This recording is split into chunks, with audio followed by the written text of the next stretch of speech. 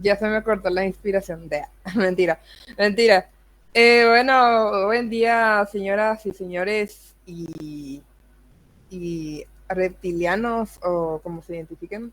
Bueno, el tema de hoy serían los contenidos del texto, la superestructura, la clasificación interna de todos los textos del mundo.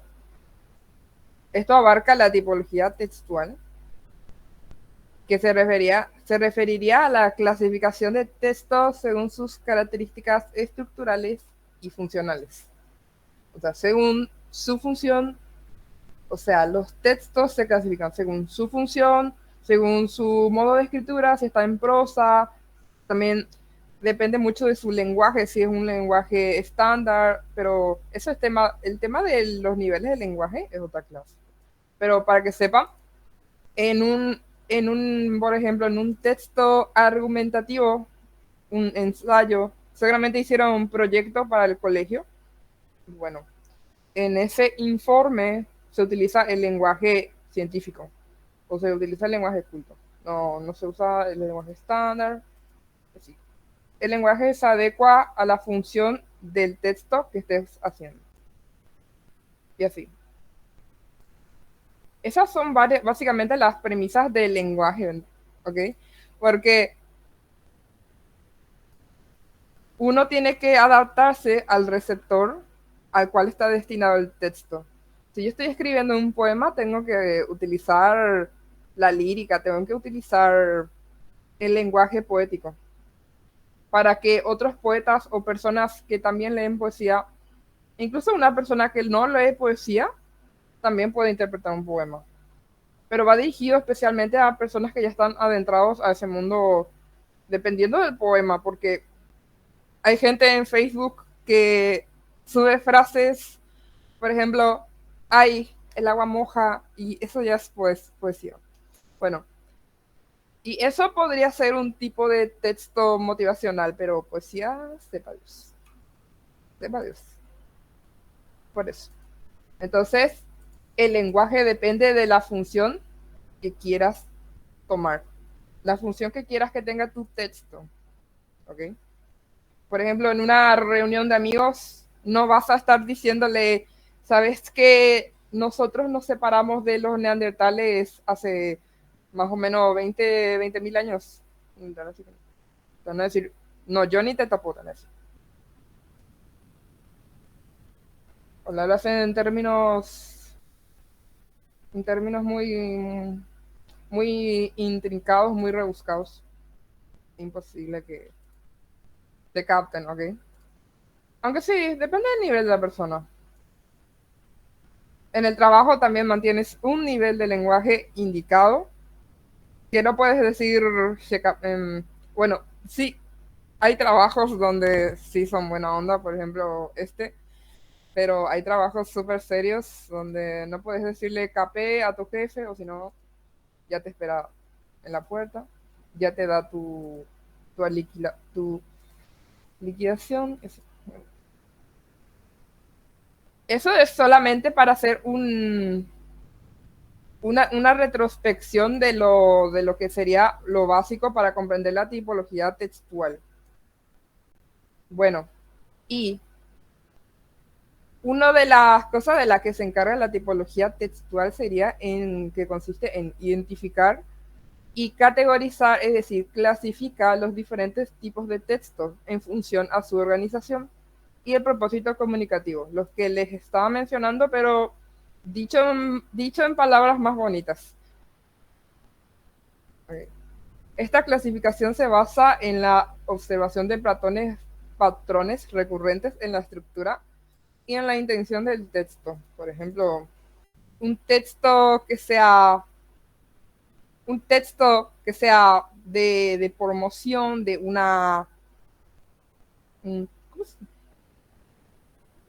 un texto que te intente convencer, un texto apelativo. Eso, su función es atraer al lector, que sería lo que utilizan los vendedores, los que estudian marketing, los que estudian ingeniería comercial, utilizan mucho ese tipo de texto. Bueno, también Es importante resaltar que cada texto tiene un patrón recurrente. ¿Ok? O sea, hay una forma muy precisa de identificarlos. Y realmente no se parecen mucho entre sí porque son muy diferentes.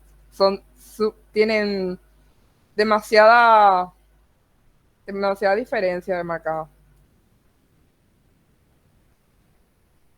Bueno, vamos a empezar con, aunque ya nombré varios ejemplos anteriormente, pero empezamos con textos expositivos. Ok. Bueno, los textos expositivos son aquellos que ofrecen al lector una información detallada sobre un tema en específico. Esto podría ser cuando, por ejemplo, de repente te preguntas por qué el cielo es azul, o sea, y buscas y te sale un paper, te sale un, te sale un artículo científico sobre por qué el cielo efectivamente es azul. Bueno, y este tipo de texto transmite todo de manera objetiva, no hay nada de subjetividad, o sea, no hay nada de sentimientos, ni opiniones, ni cosas personales. Solamente hechos verificados que se pueden comprobar. Por ejemplo, o sea, pero en contraste de lo que sí se podría hablar en cuanto a sentimientos sería la poesía. Entonces, lo contrario a un texto expositivo sería la poesía o la carta, o también, o también la novela, o textos narrativos en general.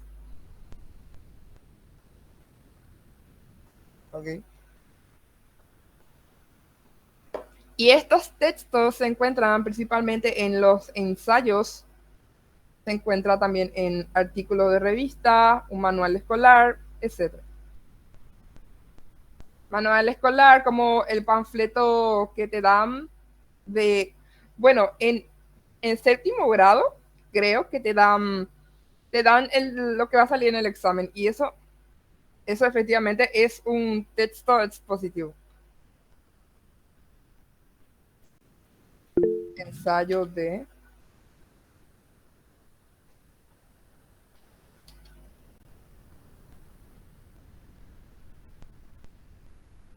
Bueno, ejemplo de texto.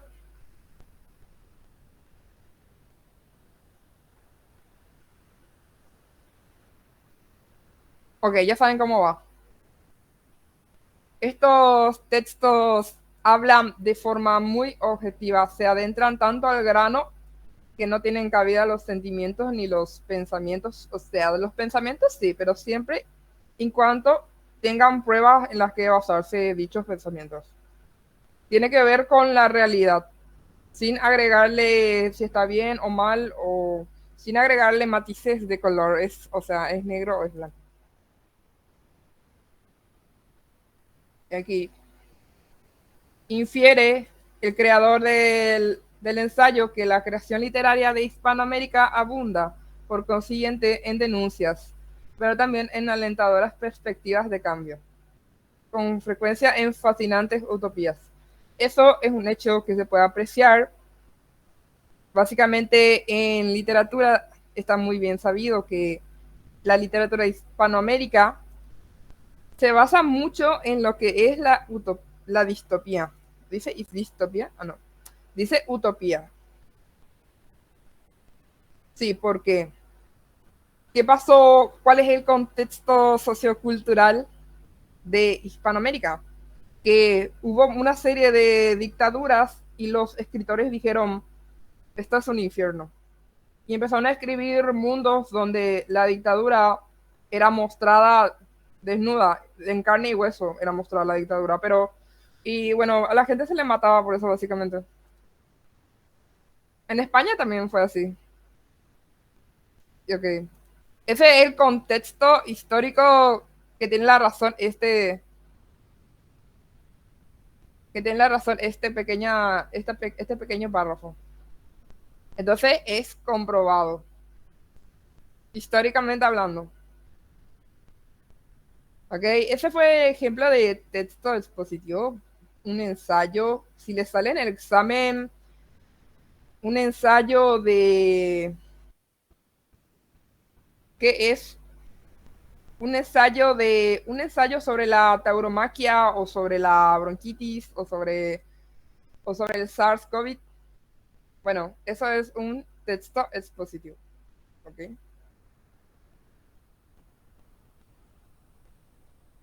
Bueno, sin embargo, en contraste con el anterior, los textos científicos sí tienen una estructura muy desarrollada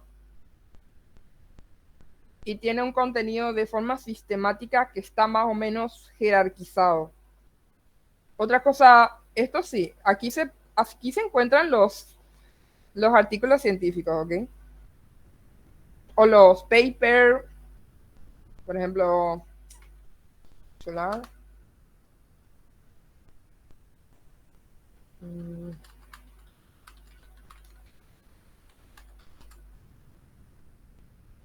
Buscas en Google académico y que son puros artículos científicos y básicamente,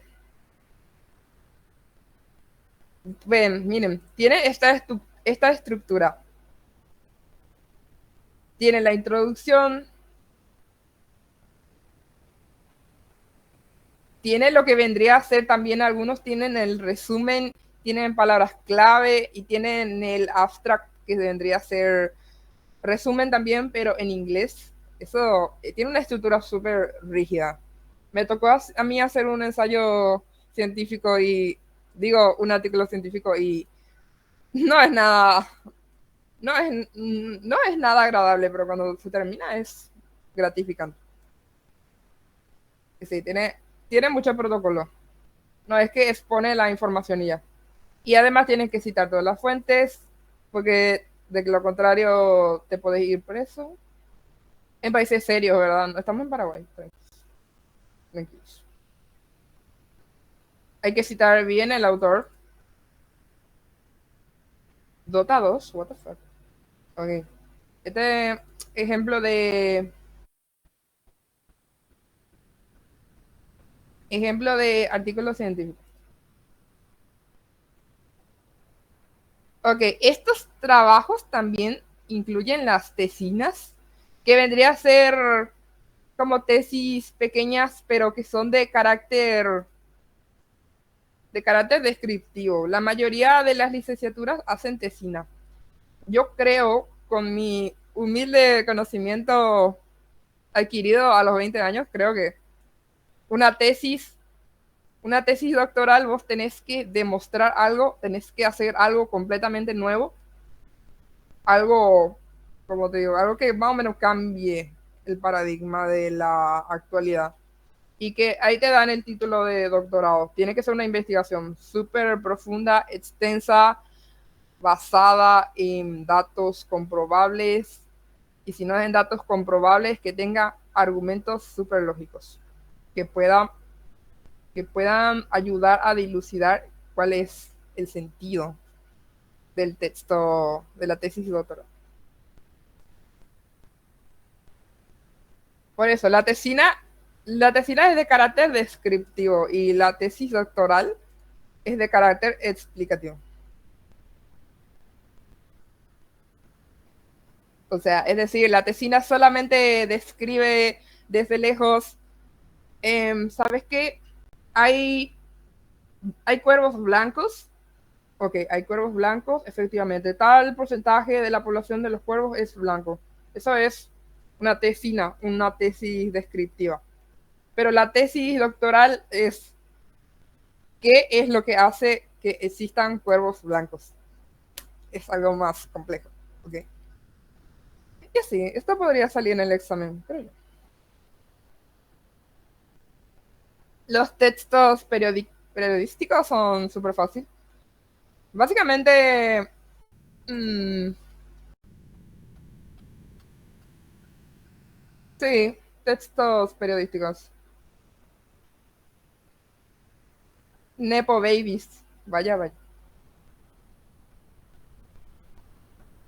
Esto creo que se capta, ¿ok? Son crónicas, también son entrevistas. Seguro hay gente que quiere estudiar periodismo y sabe, los artículos de opinión también cuentan, reportaje. Y el artículo de opinión es cuando en un apartado una persona da su humilde crítica, pero que en realidad no es tan humilde, y en un apartado del diario o la revista sale una opinión personal, y la persona ahí critica el Estado. Bueno, eso es un texto periodístico. Y también son crónicas y, como he dicho, entrevistas. Por ejemplo, una entrevista ¿a quién sería? ¿A Dua Lipa o una entrevista a... ¿Quién podría ser? No quiero que adivinen mis gustos musicales, ¿ok? Eso es secreto. Yeah. Y los textos informativos... Espera.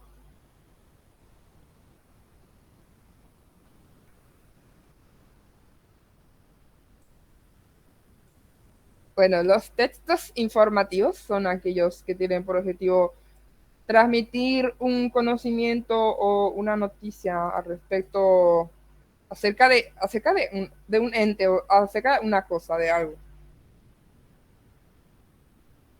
Los textos, a ver, ¿cuál sería la diferencia entre textos periodísticos y textos informativos? Noticias, espera, ¿qué dice? Aquí dice noticias. Ah, mm. Manuales enciclopédicos. Sí, yo tengo una enciclopedia, bueno, las enciclopedias son libros enormes que tienen de todos los temas. Eso vendría a ser un texto informativo. Te busca transmitir conocimiento. Busca en general que tú sepas o te enteres de algo que no sabías. Folletos, revistas de interés en general. A ver,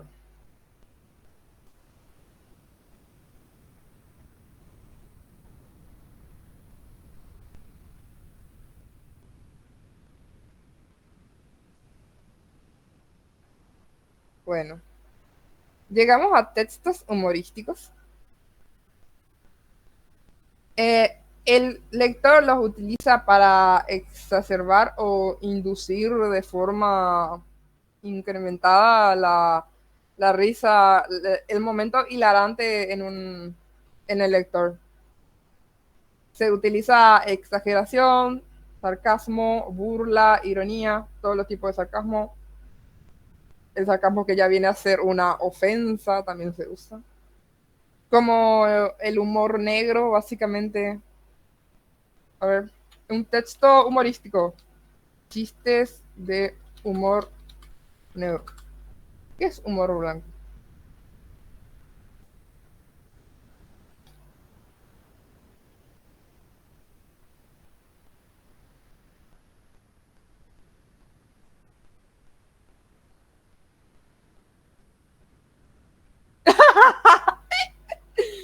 A ver. ¿Qué tienen en común un niño y un globo?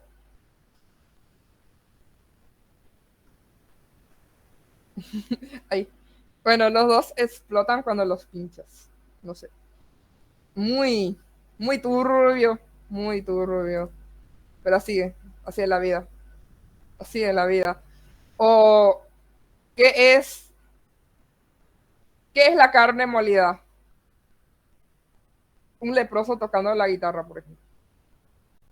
Con, si vos sos leproso, te vas a reofender o solamente vas a decir, ah, no.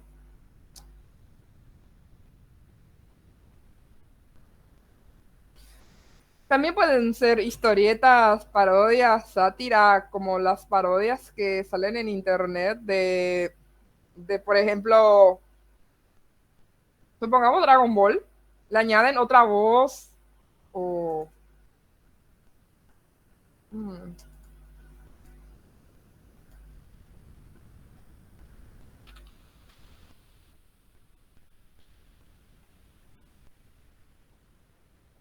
Bueno, ya se entiende lo que es una parodia. La sátira, y la sátira vendría a ser un texto de carácter político que de forma perspicaz, suspicaz, de forma astuta, hace, hace notar una desigualdad social. Por ejemplo, un ejemplo de sátira vendría a ser lo que hacen algunos periodistas de, de decir su opinión con respecto a los Nepo Babies y dicen de forma súper sarcástica y de forma súper redundante.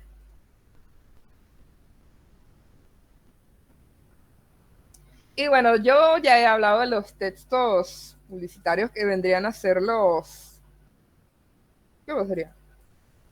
Los apelativos, ¿ok? Bueno, esto es cualquier publicidad que te salga en YouTube de la nada, cuenta. Anuncios de productos electrónicos, servicios de viaje y turismo, publicidad de ropa y accesorios. La publicidad puede venir en formas inimaginables. Vos, por ejemplo, decís, quiero, quiero tal cosa, y en Facebook misteriosamente te aparece lo que quieres. No sé, muy raro. Muy raro. No, no hay explicación. Bueno, este sí es súper fácil porque su nombre dice instructivo de instrucción, de que hay que seguir un orden para que te salga bien y para que no te salga una deformidad como me suele salir a mí cuando sigo instrucciones. Se refieren a la secuencia de indicaciones sobre cómo llevar a cabo una determinada acción. Varía dependiendo del objeto o cómo manipular las acciones que requieres para lograr un objetivo. Y el objetivo puede ser hacer un pastel de cheesecake o hacer un pastel de zanahoria, una pasta frola, pastora frola. ¿Pasta frola o prastra frola? No, mentira. Eh, sí. O también puede ser receta de gelatina. Bueno, la gelatina es súper fácil. Tiras agua hirviendo, metes, luego enfrías y voilà, gelatina. Bueno, incluso esas cosas más insignificantes tienen sus instrucciones, ¿ok? Hasta lavarse el pelo tiene instrucciones. Por eso les digo todo. Y claro, porque lavarse el pelo es algo súper complejo. Sobre todo cuando tienes estos rulos como yo tengo. Bueno, recetas, reglamentos, guías, prescripciones. También una prescripción de que te necesita, como cuando vas al nutricionista y te dice, tenés que dejar la harina, tenés que dejar el gluten, tenés que dejar, iba a decir sinónimos, carbohidratos, más proteína, menos azúcar, y así. Eso también cuenta como texto instructivo. Y al contrario que los textos instrumentales, aquí les digo la diferencia. Instructivos viene de instrucción. Instrumentales viene de instrumento. ¿Ok?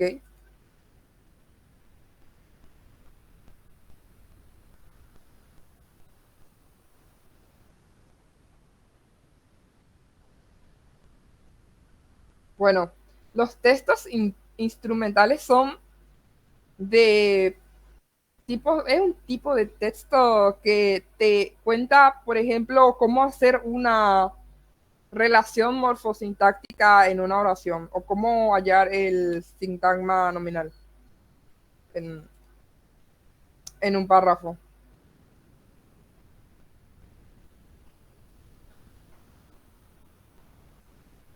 Ah, espera, yo me confundí con otro. Mis disculpas.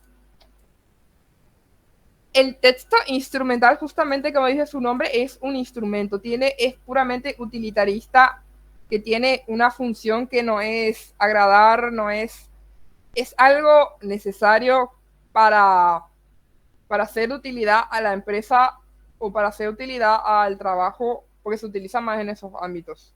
También en los colegios, también en las reuniones, o algunos amigos también lo hacen, pero sería muy raro hacer esto entre los amigos. Un texto instrumental sería, por ejemplo, el currículum vitae, serían las fichas bibliográficas también, porque las fichas bibliográficas sirven para tener ahí de forma al alcance. Cuando estás haciendo una investigación, necesitas tener fichas bibliográficas porque te ayudan a mantener tus, tus fuentes de forma cercana, para que puedas recurrir a ellos y volver a citarlos. Esas son las fichas bibliográficas. Se usa más esto en investigación, pero, o sea, no es la investigación en sí. La ficha bibliográfica es otro tipo de texto. Es un texto así de corto, es muy corto. Por ejemplo, te pone nombre del libro, página, también te pone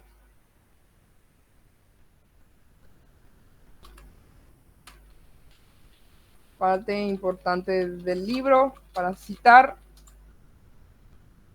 también el autor y coautores, o también el ICBN, que son los numeritos que tienen los libros para buscar en internet.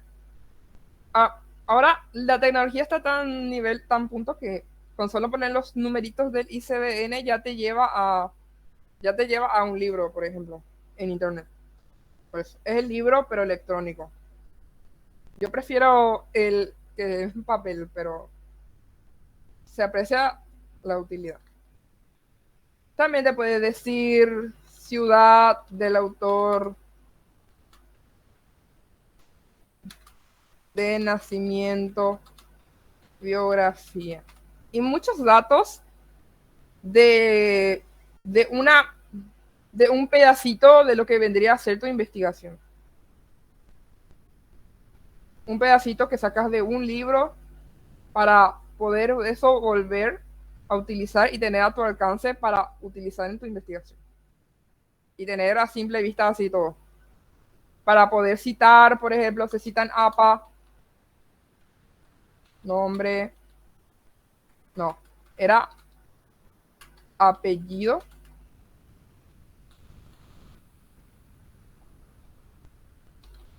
nombre, página y título. Así, las normas APA séptima edición creo que son así. Es súper breve.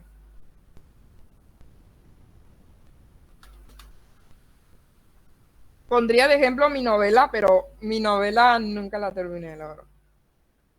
Está muy, muy genial. Bueno, el memorándum se da mucho en secretariado del ejecutivo. Las circulares que son, por ejemplo, son circulares las que, por ejemplo, estás en un grupo del trabajo y de repente mandan una circular que hoy es día de luto porque falleció tal persona de la universidad. Eso sería una circular. Es una noticia que ocurrió dentro de una empresa para que todos los que están dentro de la empresa sepan qué ocurrió. Es como una noticia, pero solo en un espacio reducido.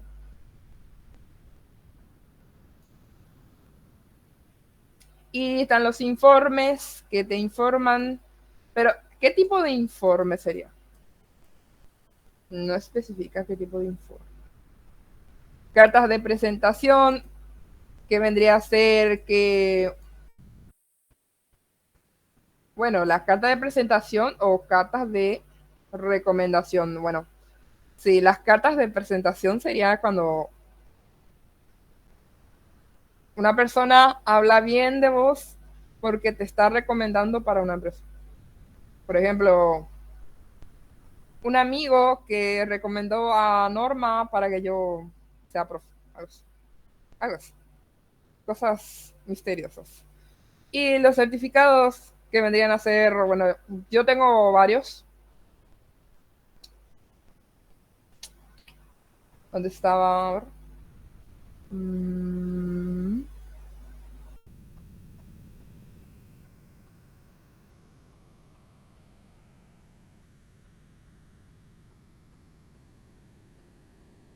Ay, se me perdió, qué loco. Acá está.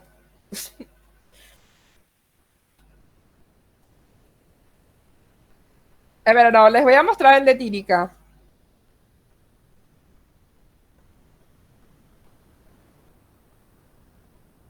Jesús. Nah, mi certificado que te diste. Ok, bueno, supongamos esto.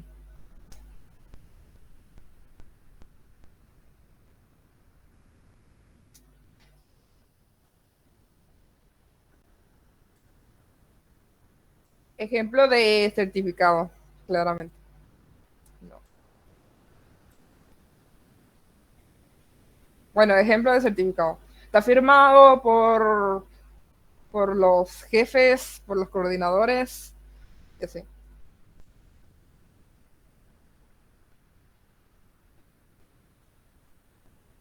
Bueno, textos argumentativos. Tiene como objetivo, este sí puede ser un poquito subjetivo en contraste con el texto expositivo, porque aquí se rebaten opiniones, se crea una discusión, vos estás básicamente tratando de que la otra persona adopte tu idea o por lo menos piense que vos no estás completamente loco o por lo menos entienda tu punto de vista. Ese es el objetivo del argumentativo, que utilizamos mucho en las discusiones y cosas así, porque queremos ganar la discusión y sacamos todo.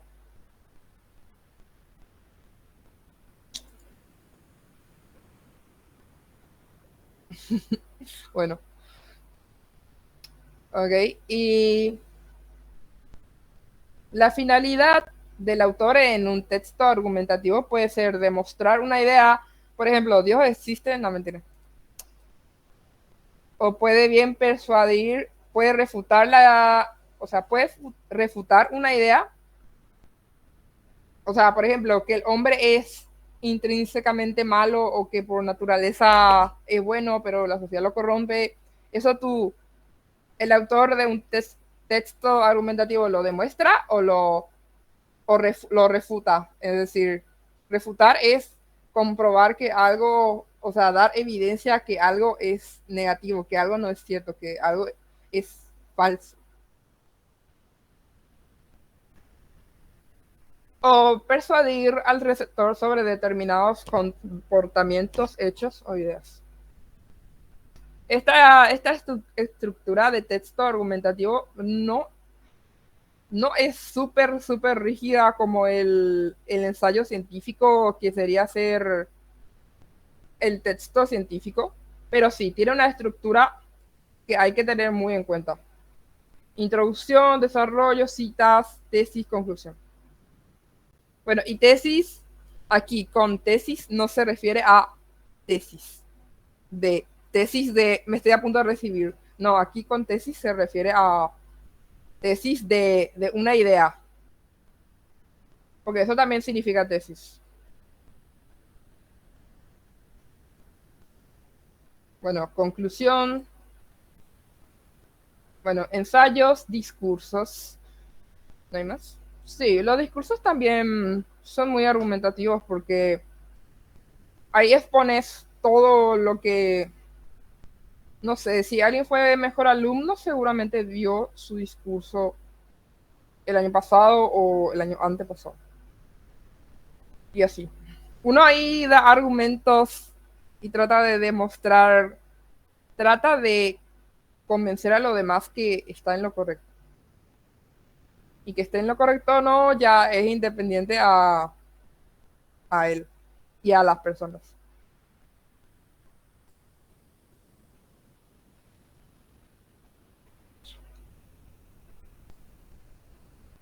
¿Ok? Y los textos literarios. Son creaciones estéticas y ficticias, cuentan con verosimilitud, en la cual el lector puede firmar un pacto de ficción. Me acuerdo que este año mi profesor de literatura habló de la verosimilitud, que es un término aristotélico. Se remonta a muchísimo tiempo la verosimilitud. Y es la capacidad artística de la escritura poética o de la escritura narrativa de asemejarse a la realidad, pero no ser la realidad. Eso sería la verosimilitud. Que existan los leones, ok, existen los leones, y yo hago un cuento sobre un león, pero el león representa otra cosa, representa el salvajismo humano, por ejemplo. Pero en realidad hay una verosimilitud, una pequeña semejanza en la realidad con la realidad interna del relato, o sea, del texto. Es decir, en ambos mundos hay un león, pero esa es la verosimilitud, lo que tienen en común, pero son la misma cosa expresada en diferentes formas. Mm,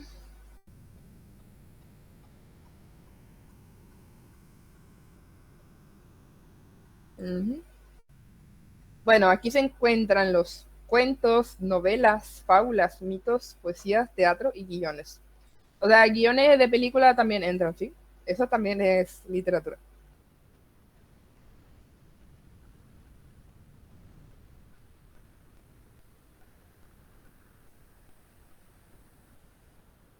Organización discursiva del texto lírico.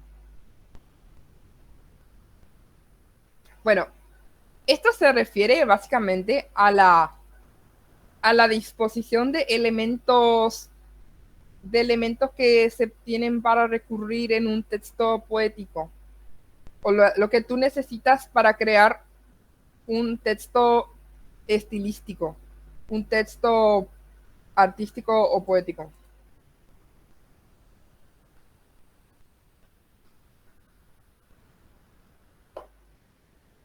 El uso estilizado. Ah, aquí no se ve. Sí, me acuerdo. Jesús Cristo.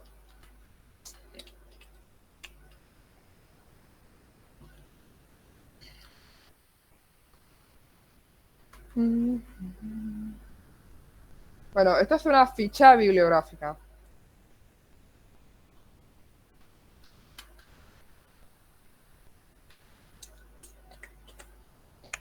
Ah, ¿y de qué estamos hablando? De toda poesía, todo poema utiliza recursos estilísticos.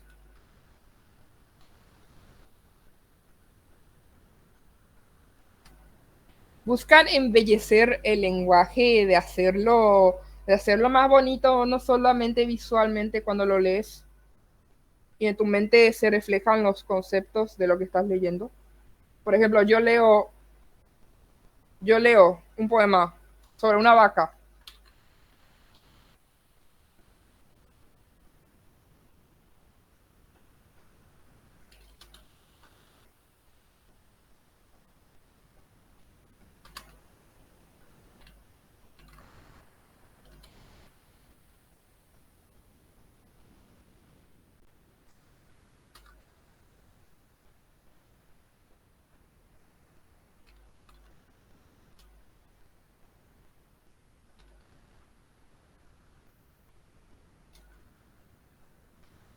Ok. Acabo de hacer un poema a la vaca y este poema utiliza recursos estilísticos, busca embellecer el lenguaje. Porque yo digo dulce animal, que aquí sería un hiperbatón, porque normalmente se diría animal dulce, pero yo estoy diciendo dulce animal, para que tenga un ritmo acentuado aquí. Con el al, que sería una palabra agudo. Bueno, multifacético, yo me refiero al animal, espontáneo, alegre, apacible, dócil, precioso y amoroso, para nada orgulloso. Y aquí yo también estoy usando la sonoridad, la rima repetida.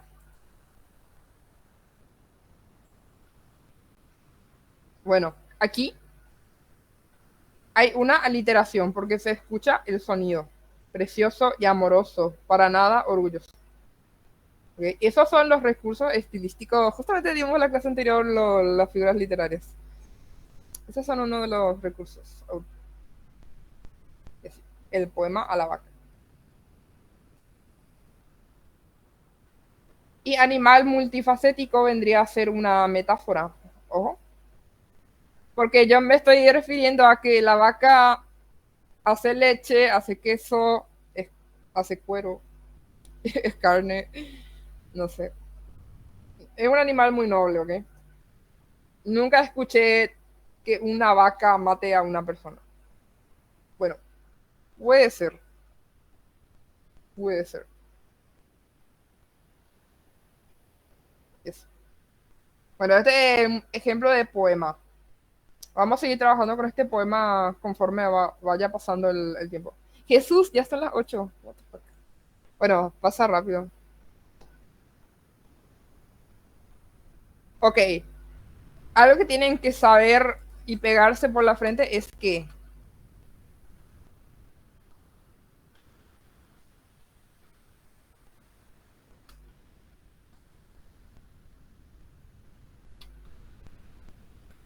si en el examen les dice texto lírico, no se asusten porque es un texto poético, ¿ok? Porque les explico un poquito la historia del poema. Bueno, básicamente creo que antes del nacimiento de Cristo, principalmente los griegos utilizaban la lira, componían poemas, pero se cantaban, se memorizaban, eran, eran sonoros, se rimaba, y con la rima se memoriza más, ¿ok? Y ellos memorizaban, no había escritura, no lo hacían escrito, entonces ellos memorizaban y cantaban, y eso con la lira es un instrumento.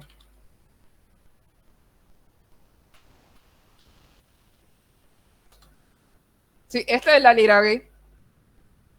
Cuyo origen de los griegos, sí.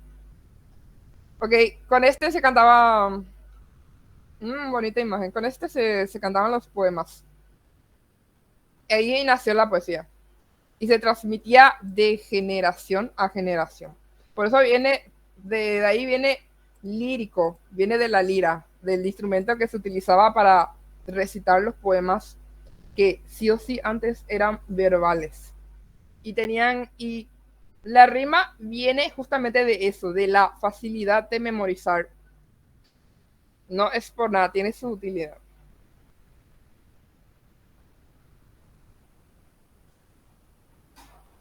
Y así. Bueno, la rima consonante.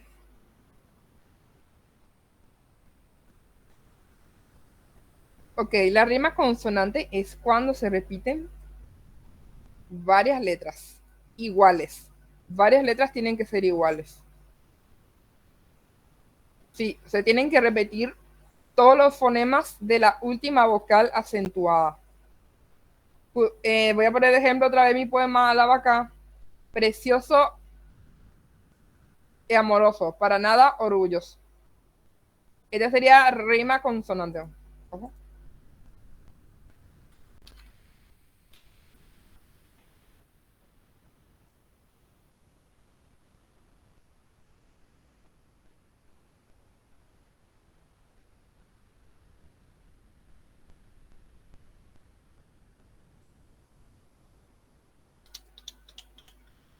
Ok, bueno. La primavera ha venido, nadie sabe cómo se ha ido.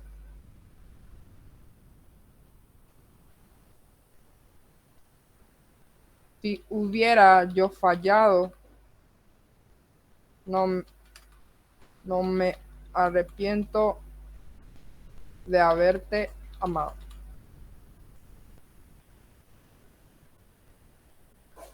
Sí, está mal escrito esto. Si yo te hubiera fallado,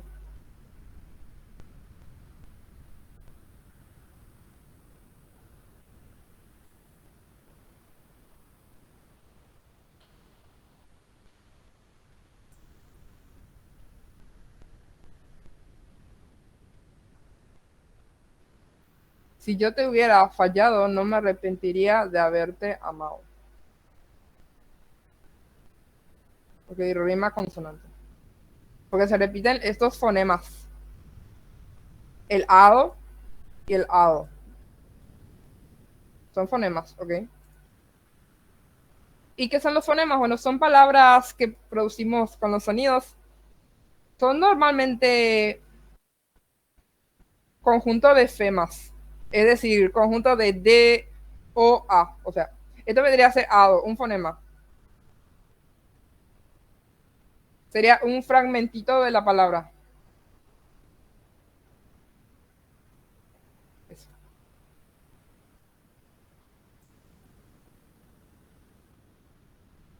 No se deja, no se deja querer el OneNote.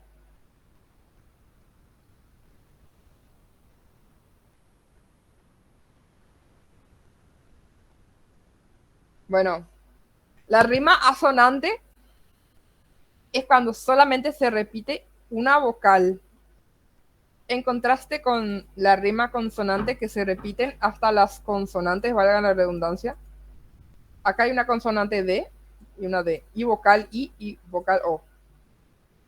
Esto ya es un conjunto de vocales y consonantes, por eso se llama rima consonante, porque ahí entran todas.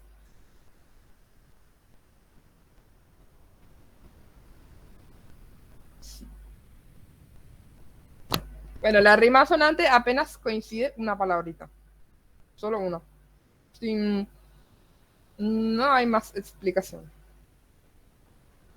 Pasó un mes y otro día, un mes y otro mes pasó, y un año pasado había, más de Flandes no volvía, Diego que a Flandes partió.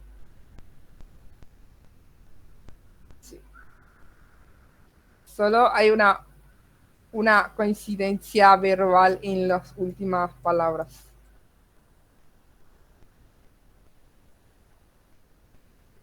Bueno, el ritmo en la lírica se refiere al patrón de acentos y la duración de las sílabas en un poema.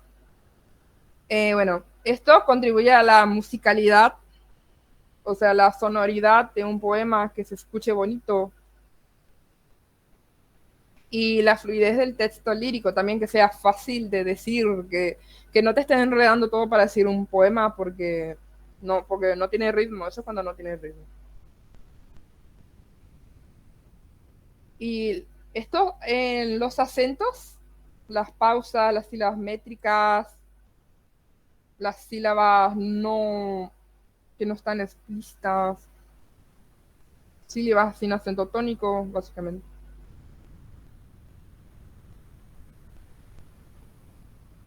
Bueno, el ritmo regular tiene un patrón métrico constante y tiene una distribución de acentos muy regular, no varía mucho, tiene casi la misma constante en todo el poema o el verso. Está el verso yámbico, el trocaico, el anapéstico o datílico, son ejemplos de ritmo regular. Bueno, vamos a pedirle a ChatGPT que nos tiene que servir de algo hoy. Dame ejemplos de verso yámbico.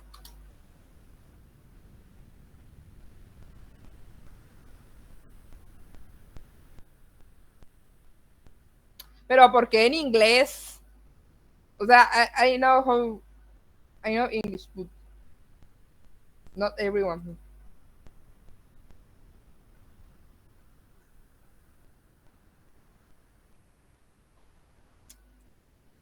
En español los poemas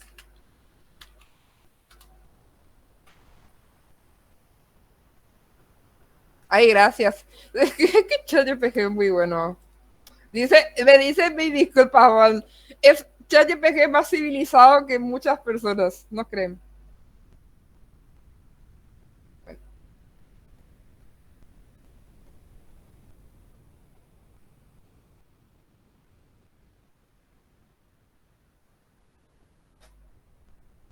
puedo escribir los versos más tristes de esta noche. Este es de Becker. Joder, yo creí que era de Pablo Neruda.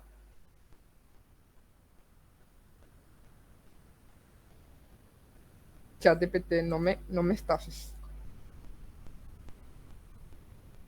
Bueno, versos yámbicos serían,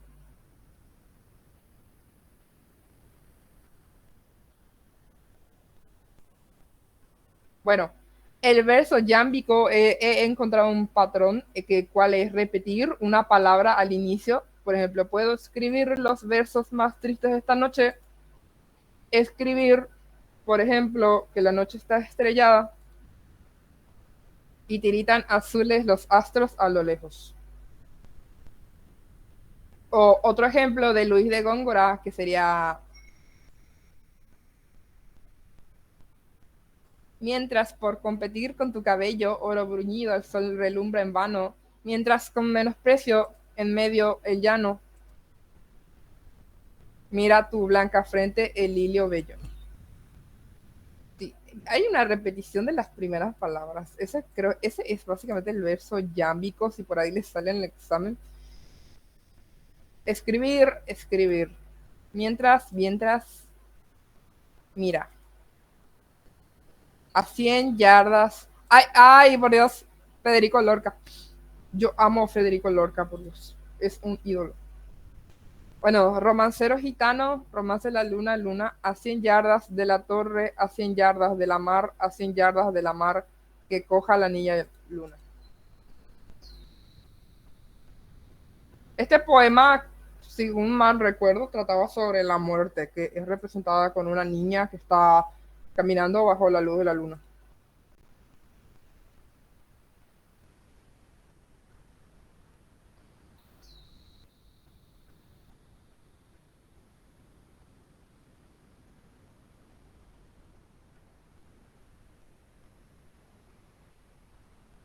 Bueno, por aquí se repite lobos y se repite otra vez lobos.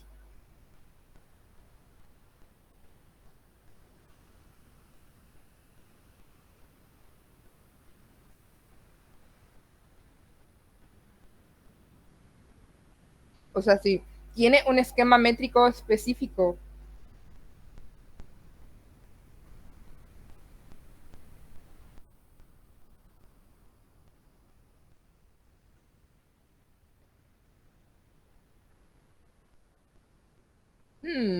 Sí. Bueno, el verso yámbico básicamente es cuando dos sílabas.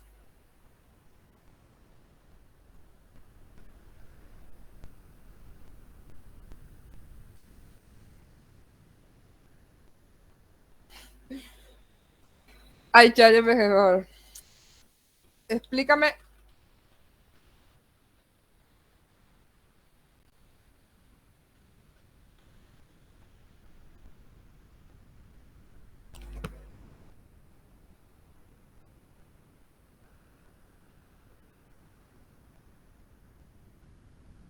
Ah, ya, ya, ya, ya. Sí, yámbico. En efecto, un poema yámbico es cuando hay una alternancia entre los tipos de acento, sea acento tónico, acento, acento que no se muestra, es decir, acento de todo tipo de acento, agudo, grave, esdrújula. Ok, puedo escribir los versos más tristes. Aquí hay, aquí, esta palabra carga la voz en escribir, en vir. Y luego se carga la voz en la primera inicial de esta palabra, tristes.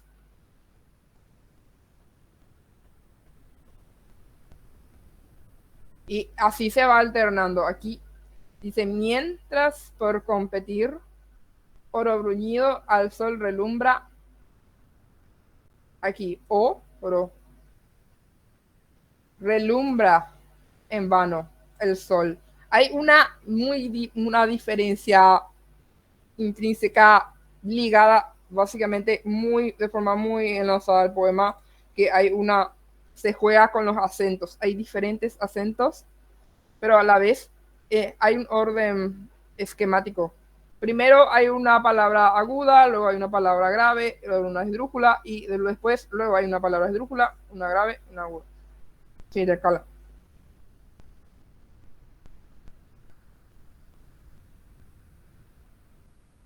Oh, el de eso. Te voy a contestar.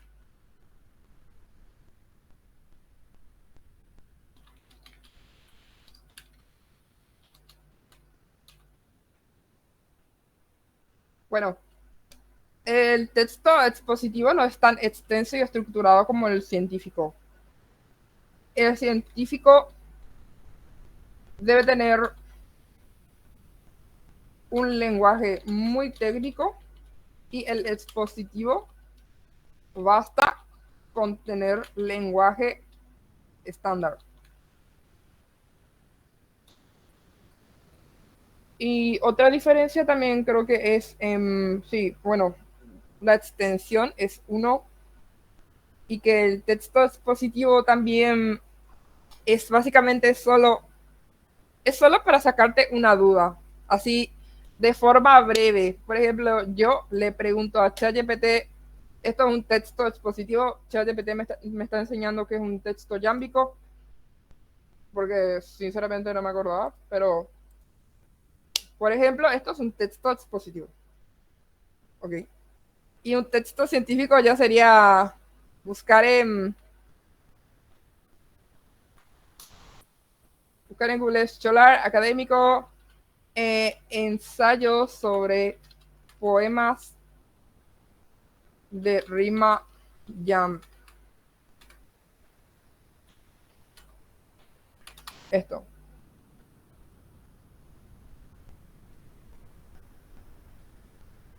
Bueno, aquí se dan cuenta que la profundidad de los textos científicos es brutal. Bueno, aquí también es que los textos científicos son más específicos. Son estudios también que tienen mucha evidencia y en un texto expositivo te da la información como para que vos estudies, no para que vos te hagas experto en un tema. Por ejemplo, la estructura común del hexámetro dactílico y el trímetro yámbico en la poesía griega arcaica.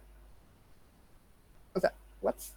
O sea, lean esto y díganme qué es. O sea, yo entiendo algunas cosas. O sea, por el griego arcaica, o sea, del griego tardío, antes del helenismo y eso.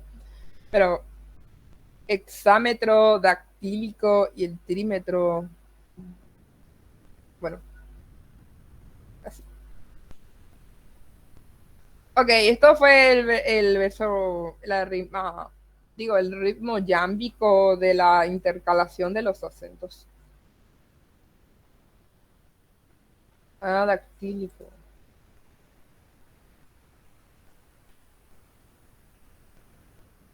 Trocaico viene de troca. Vamos a ver ejemplos de...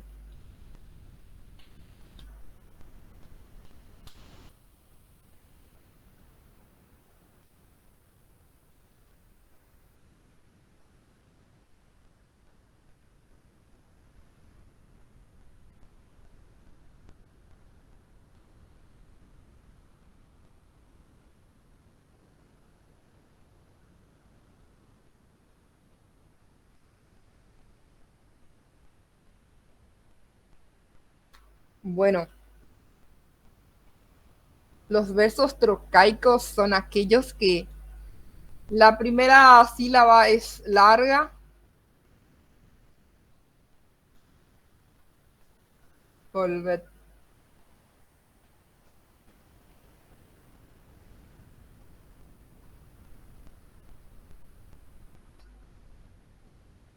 Sí. Bueno, básicamente en el verso trocaico, una forma métrica en poesía es casi lo mismo que el yámbico, solo que el yámbico es una palabra breve y no acentuada y una larga y acentuada. Y aquí, sin embargo, es una sílaba larga y la segunda es breve. Y aquí es al revés, es una sílaba breve y luego una sílaba larga. Aquí al revés. Volved caras distantes, cruel fortuna.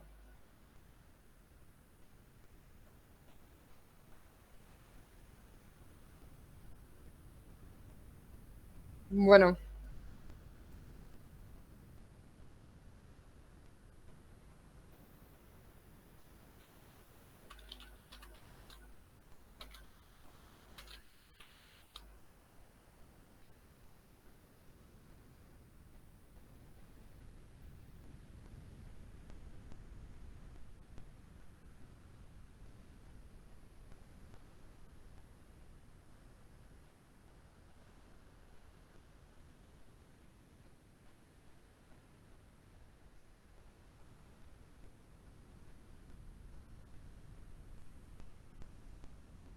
ok, con respecto a esto, voy a hacer una investigación súper profunda y les voy a estar pasando por PDF o por... Porque esto es algo súper complejo. El anapéstico, dactílico, hay que ser muy específico y voy a hacer una clase sincrónica solamente de este tema. ¿Ok? Bueno, este que se queda ahí. Bueno, el ritmo irregular o libre no sigue un patrón métrico fijo. En la poesía libre, los poetas tienen más libertad en cuanto a la distribución de acentos y sílabas.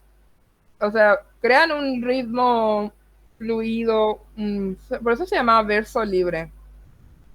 Y no está sujeto a reglas rígidas como el trocaico, el yámbico. Eso sí, siguen una estructura muy fija. Bueno, y el estudio de los versos debe empezar por el cómputo silábico. Debe comenzar con el análisis de número de sílabas, como se hacía en la escuela, básicamente, que tiene cada verso. Dependiendo del número de sílabas, los versos tienen varios nombres. Bueno, los versos de arte menor abarcan desde 2 sílabas hasta 8 sílabas. ¿Ok?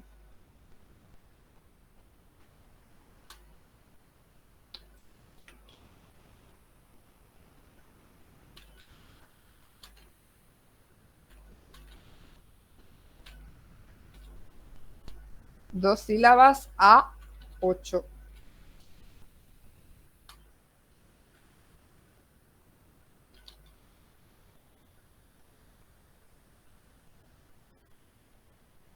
Este era de 8 sílabas a infinitas sílabas.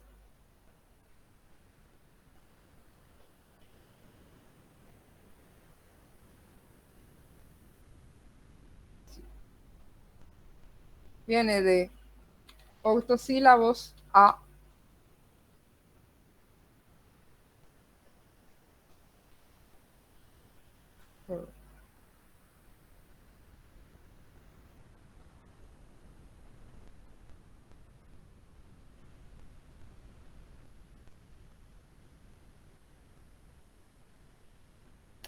Estoy confundida.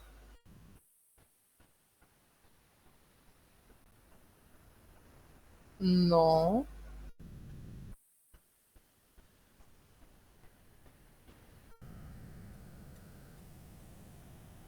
Eh, eh, eh,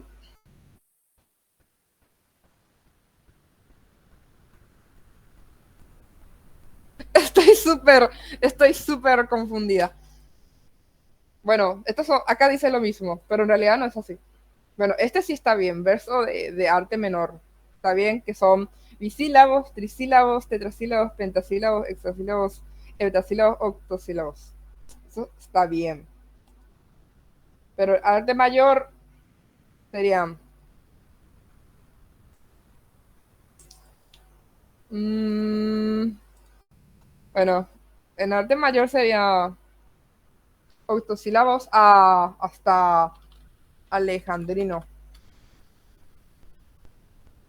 Decía, sería 8 sílabas, 9 sílabas, 10, 11, 12, 13, 14 sílabas. O sea, aparte bueno, para que sepan más fácil, de, de 2 sílabas a 8 es de arte menor. Y de 8 sílabas para arriba ya es de arte mayor. ¿Ok? Y creo que son hasta, a ver,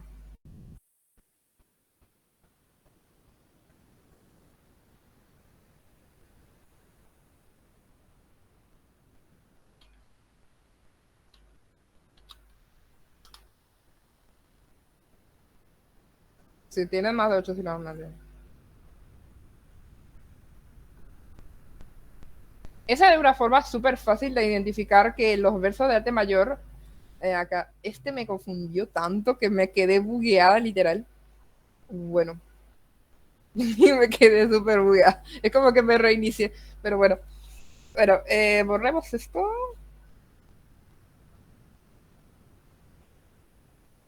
Bueno, sería, vamos a cambiar.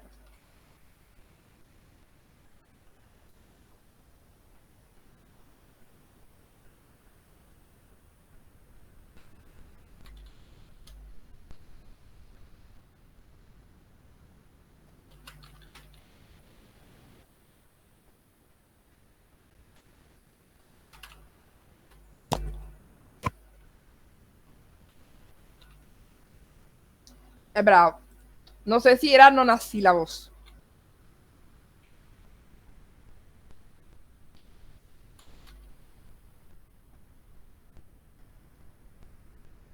Eneasílabo. Sí. Ah, ya me acuerdo, ya me acuerdo. Eneasílabo de 9 sílabas. Verso de 10.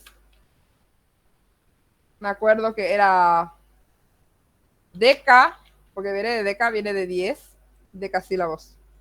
11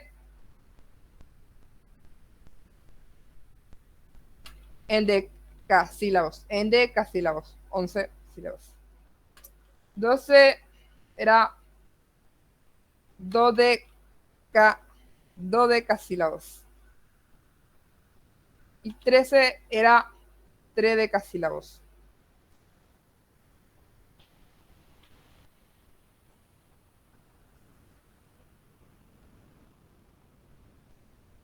14 sílabas, alejandrino.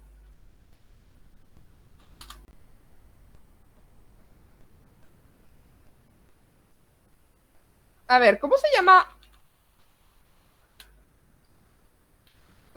un verso de 15 sílabas? Pentadecasílabo. Ojo. Sí, y así sucesivamente hasta 18, si no ya es un texto narrativo, o si no ya es prosa. Versos de 15 sílabas.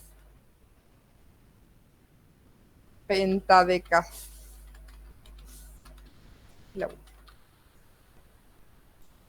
Pentadecasílabo. Penta indica 15 sílabas. Sí.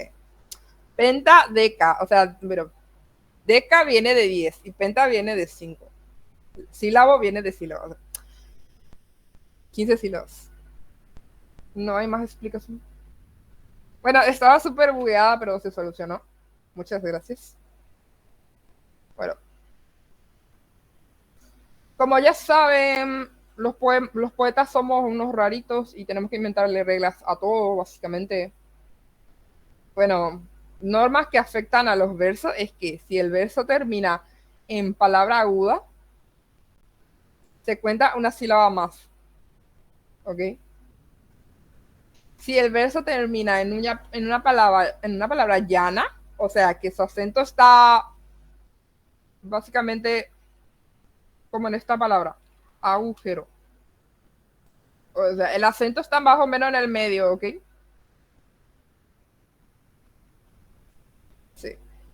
Y bueno, el verso en este caso, cuando, por ejemplo, yo digo,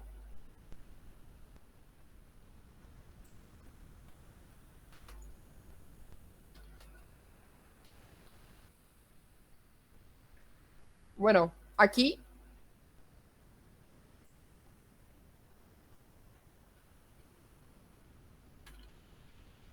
bueno, conste que tiene que terminar en una palabra llana. Y aquí no se le suma ni se le resta a la oración, se queda igual.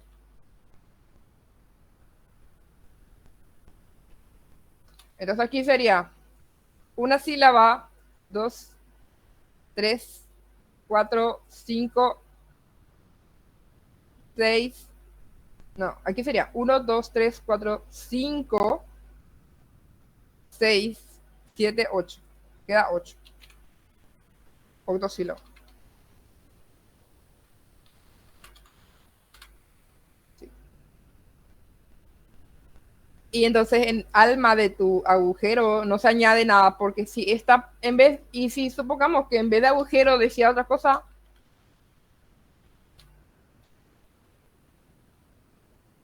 el alma de tu set. Ahí se le sumaba uno.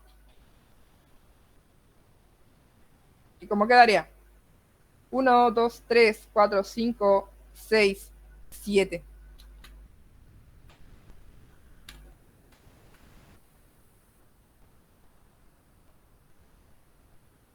A ver, así era. Sí. Si el verso termina en una palabra aguda, se cuenta una sílaba más.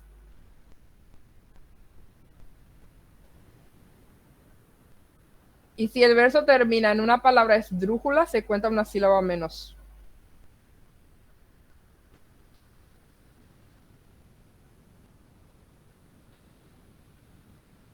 El alma de tus ácaros. Esta es una palabra esdrújula. Entonces, ¿cómo quedaría? Menos uno.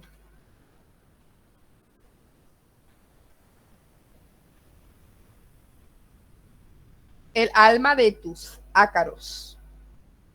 No sé exactamente qué significa, es muy subjetivo, pero ya lo sabrán. Ustedes pueden interpretarlo como quieran, pero ya sabemos. En la poesía no hay reglas. Se resta uno, entonces sería uno, dos, tres, cuatro, cinco, seis, siete, ocho y se quedarían siete sílabas. Sería un hepta, heptadecasílabo. Hepta, no, heptadecasílabo sería 17 heptasílabo. Sí. Comprobando. Sí, es un heptasílabo.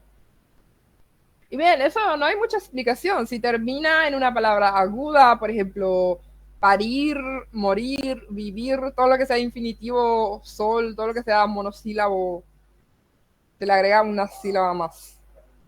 O sea, cuentas todas las sílabas y así. Le sumas uno.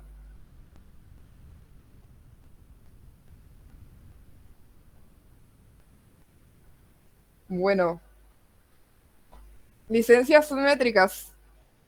El cerventencio.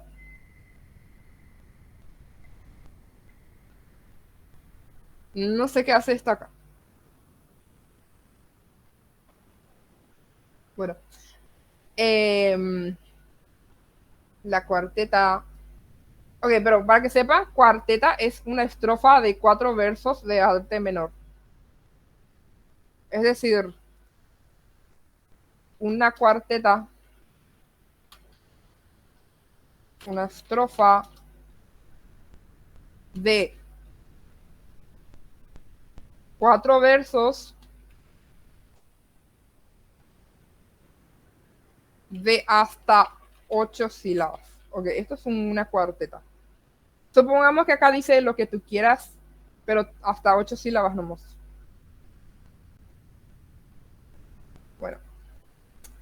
Y esta es una parte muy interesante de lo que serían las licencias métricas. Bueno, la sinalifa es cuando se anula, o sea, no es que se anula, es que es cuando una misma sílaba se toma como una sola porque terminan las dos en vocal. Entonces se omite, se omite la suma de otra sílaba porque son lo mismo. A ver, les explico. Ejemplo, Jesús.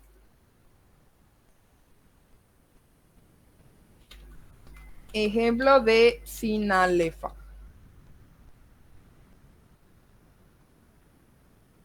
La mora azul de tus labios. Bueno, a ver, vamos a contar lo que vendría a ser esto. 1, 2, 3 y aquí. Aquí, estos dos, aquí hay dos. La ra y la a. O sea, tendrían que ser dos. Pero como somos poetas, esto vale uno. Porque son dos sílabas que se repiten. No importa si esta era una E o si era una I, igual aplica con dos vocales juntas, que estén muy aproximadas. Por ejemplo,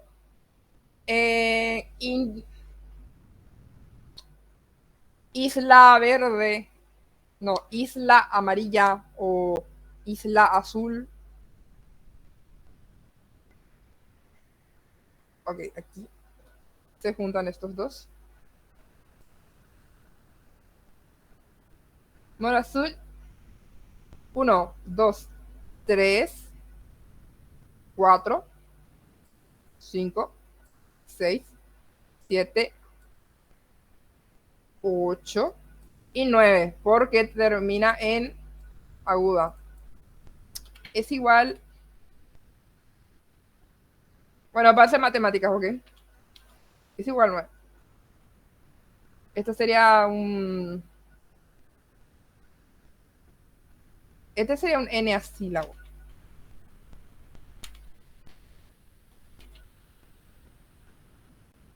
Bueno, y así. Esta es la explicación básica de la sinalefa. No hay mucha explicación con respecto a eso.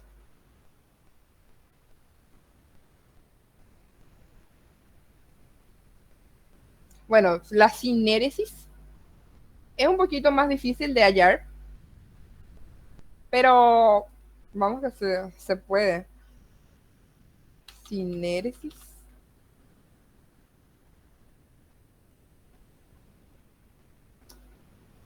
es crear un diptongo donde no hay.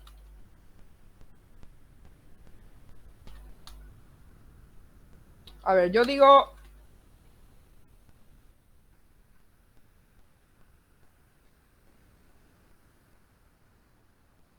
A ver. A ver, yo digo boa constrictora. Aquí en realidad no hay diptongo porque son dos vocales fuertes. ¿Ok? No tendría que haber. Pero yo soy poeta y a mí no me importa el diptongo. Y yo digo, bueno, aquí sí hay diptongo. Esa es la sinéresis.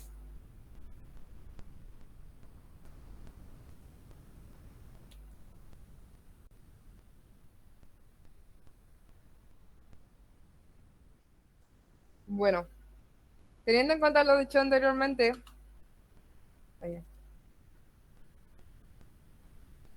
esto, que son esto no es un diptongo, en realidad esto es un hiato. Entonces las dos vocales tendrían que estar separadas, pero como somos poetas, ya les dije, somos poetas, en este caso, ustedes ahora mismo son poetas también, se dice boa constrictora y ese suma como uno, o sea, cuenta como uno aunque son dos vocales diferentes. Boa, o sea, boa constrictora. Ay, Dios. Boa constrictora. Bueno, sumamos. Aquí sería una sola sílaba. Una sílaba más 1, 2, 3, 4.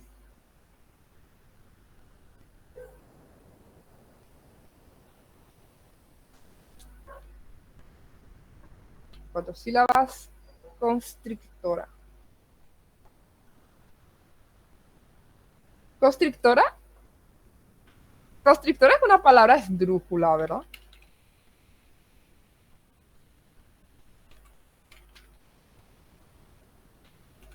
A ver, dime si me equivoco. Sí, es una palabra esdrújula. Normalmente las esdrújulas tienen acento, pero en este caso no tiene acento.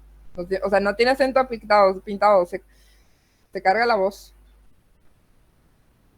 Entonces, ya que es, bueno, ya sabemos las reglas, que si es una esdrújula, entonces se, se le quita una sílaba, quedando así.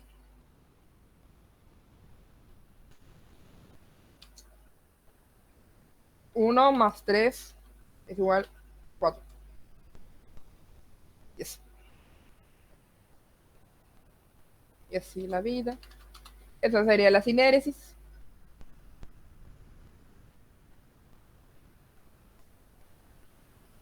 Bueno, la diéresis, que sería separar las sílabas cuando en realidad forman un diptongo.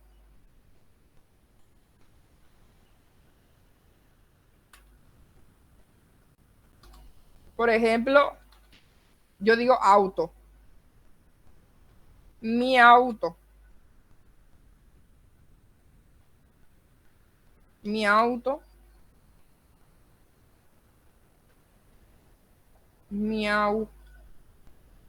O digo mi auto.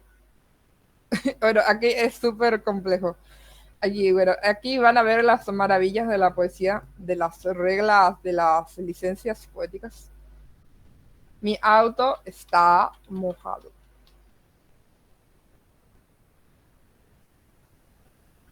por el frío. Aquí son, aquí hay una unión de vocales, entonces vendría a ser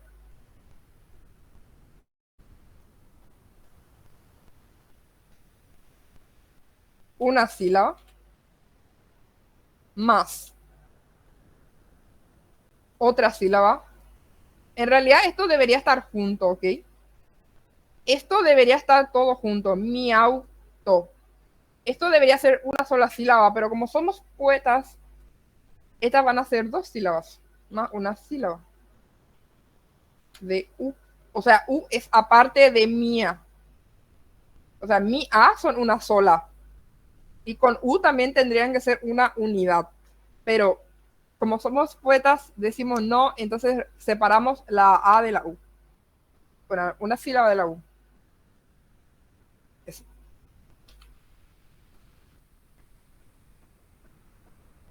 Más uno de to.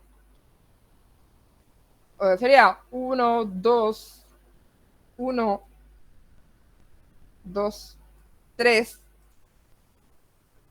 3. Aquí. Esto vale como 1. To, to más es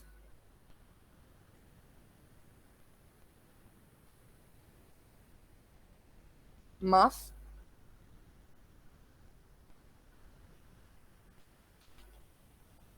ta 1 más mo más pa más do más por 1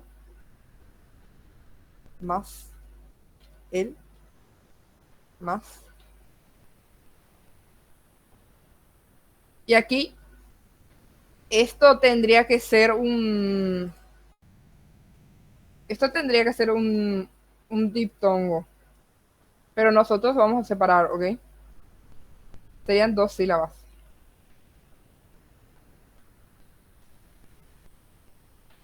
Ok, Jesús Cristo, ¿cuántos? Parece álgebra. Bueno, bueno, una sílaba de mía, una sílaba de u serían dos, tres de to es, cuatro de ta, cinco de mo, seis de ja, siete de do, ocho de por, nueve el, y frío sería dos sílabas. Entonces sería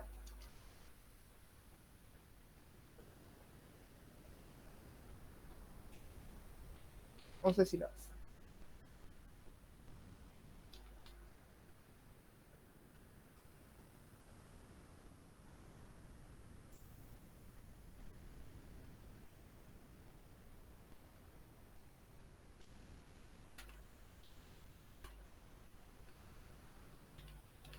En decasílabo. Bueno, y aquí concluimos la diéresis, que sería forzar un hiato donde no existe, y este sería forzar un diptongo donde no hay. Y la sinalefa, que es cuando dos vocales se juntan, entonces cuentan como una sola sílaba por el sonido. Bueno, ya, esto sí ya saben. Una estrofa es un conjunto de...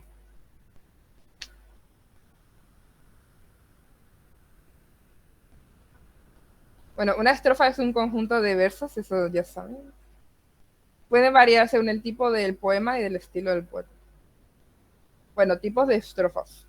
Puede ser pareado, es una estrofa de dos versos, tanto de arte mayor o menor, cuya rima habitualmente es consonante.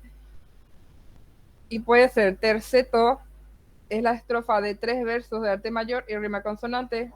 Aparecen en varios tercetos juntos, que recibe el nombre de encadenados y suele ser ABA, BCB, TDC.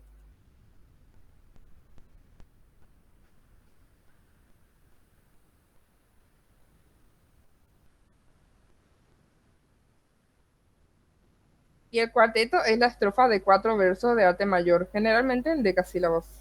Sílabas y rimas consonantes. A ver,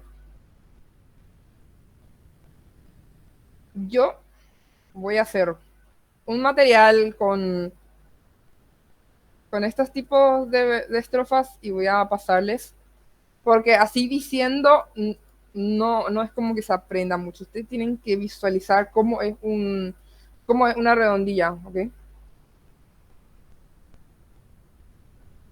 Y así. Cuadernavía, bueno, la cuadernavía se utilizaba mucho en el castellano medieval.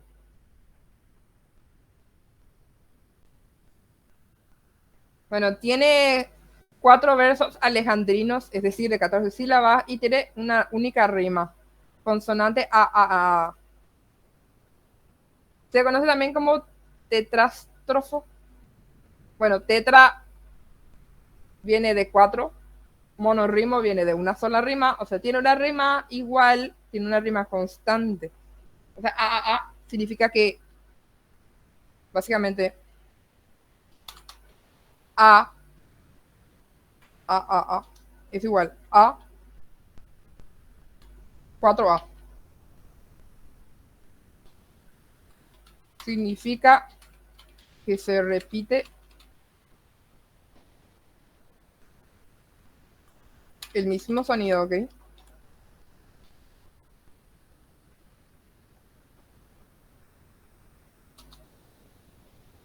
Fallecido, hundido, perdido, afligido.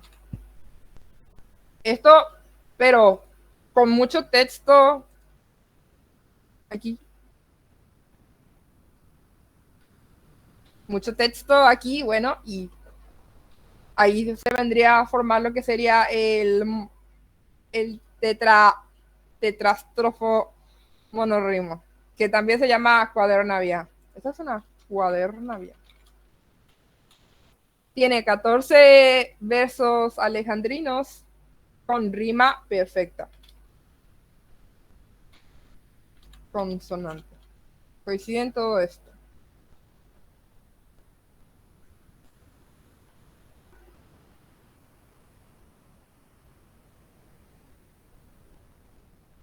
y así. Bueno, en fin.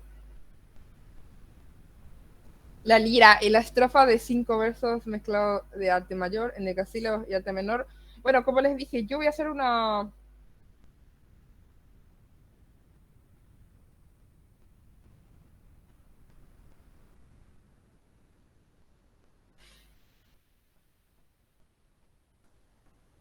Voy a hacer un... Voy a hacer personalmente un súper resumen con muchísimos ejemplos de todo esto, porque si yo les digo así, no van a entender nada, literal. Entonces, por eso. O sea, no me van a entender, ¿ok? Bueno, yo les digo, saben que es la estrofa de 5 versos, mezcla de endecasílabo menor, etasílabo, cuya rima consonante es 7A, 11B, 7A, 7B, 11B. Si yo les digo esto no me van a entender. O sea, solo los poetas entendemos que, y de hecho sigue siendo muy complejo. Bueno,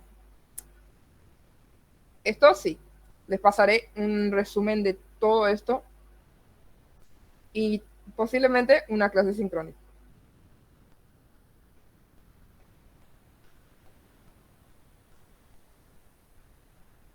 Sí, los poemas sí o sí están denominados por estrofa, que se llaman poemas estróficos. Bueno, el soneto es uno de los clásicos. Se forma por 2 cuartetos y 2 tercetos. Es decir, 4 estrofas.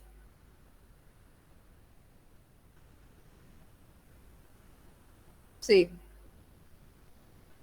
Bueno, generalmente tienen endecasílabos, que sería de 11 sílabas, y cuya rima en los tercetos puede variar, pero la forma común es aba, aba, cd, c, de, cd. Bueno, este poema personalmente es muy difícil de hacer porque me tocó y me llevó como, me llevó como 2 horas hacer un soneto,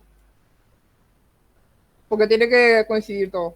Yo no sé cómo le hacían los de antes, la verdad.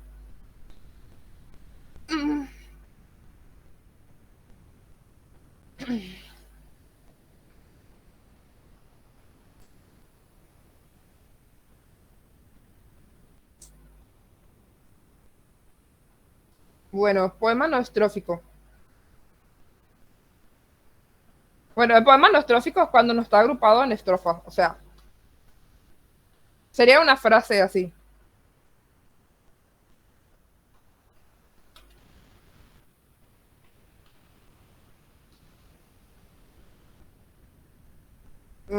Sería un...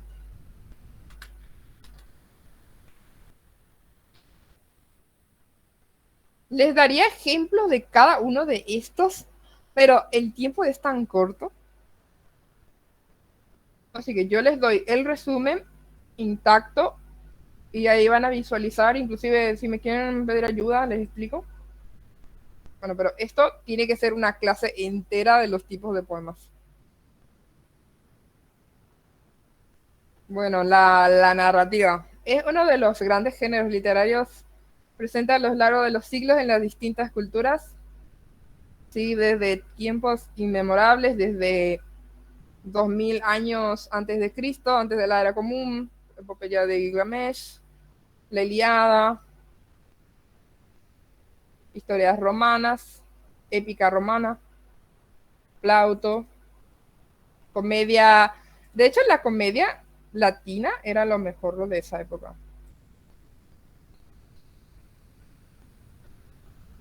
Que satisface una de las necesidades típicas de la civilización humana, la de contar historias, claro, porque te imaginas un homo neandertalensis diciéndole a otro homo neandertalensis, uga, uga, uga, uga, y bueno, le estás contando una historia con los fonemas que tú manejas en esa época, pero empezamos a contar historias desde hace mucho. Porque los descubrimientos, por ejemplo, se descubre el fuego, eso no es solamente para una persona, le beneficia a todos, o sea, se descubre algo y es para todos, por eso evolucionamos, por eso, gracias a las historias, es que evolucionamos, porque yo, por ejemplo, les cuento algo que ustedes no sabían y ya a ustedes les empieza a servir y empiezan a utilizar eso y evoluciona y luego eso le vuelven a decir a otra persona y esa persona también lo utiliza y así generación en generación. Bueno, o sea, lo de contar historias vino bien. Vino al caso, fue totalmente útil.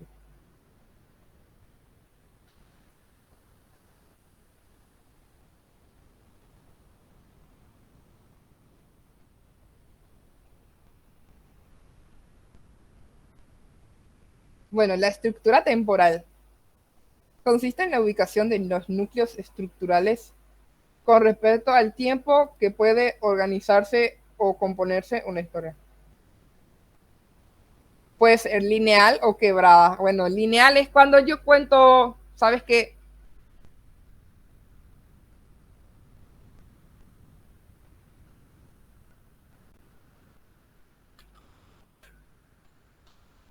Aurelia,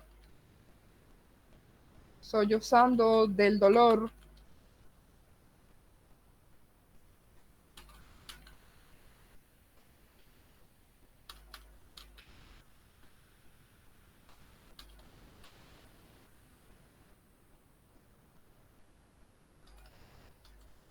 Bueno, esa sería una historia lineal. Tiene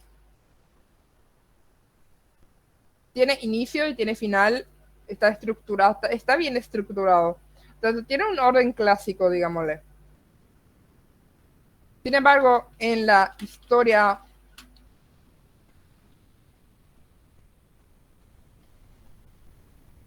empieza, se empieza, por ejemplo, por el final.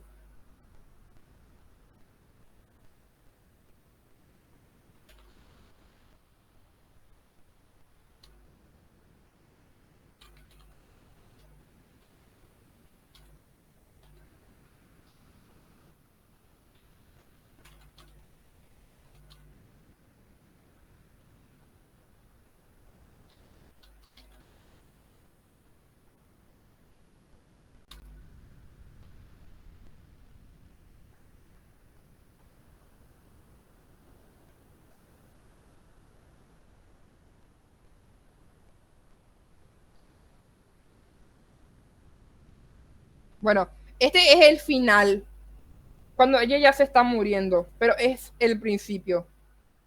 O sea, es el final, pero es el principio. O sea, comienza en el principio. Jesús la luz.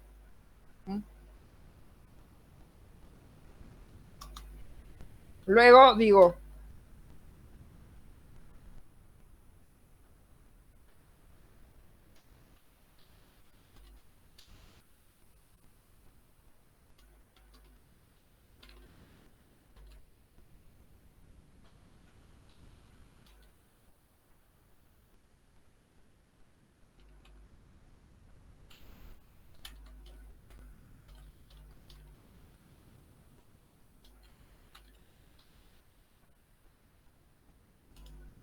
ok. Bueno, yo acá acabo de inventar. Bueno, vamos a cambiar el nombre a Aurelia. ¿En qué nombre? Dígame un nombre. A ver,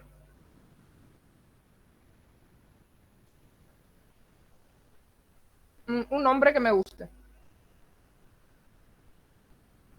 Mm,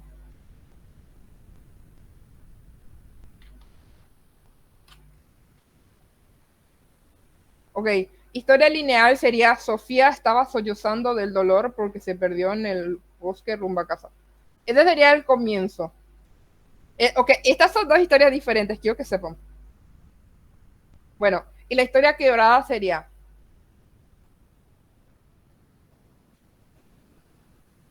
este es el inicio de una aventura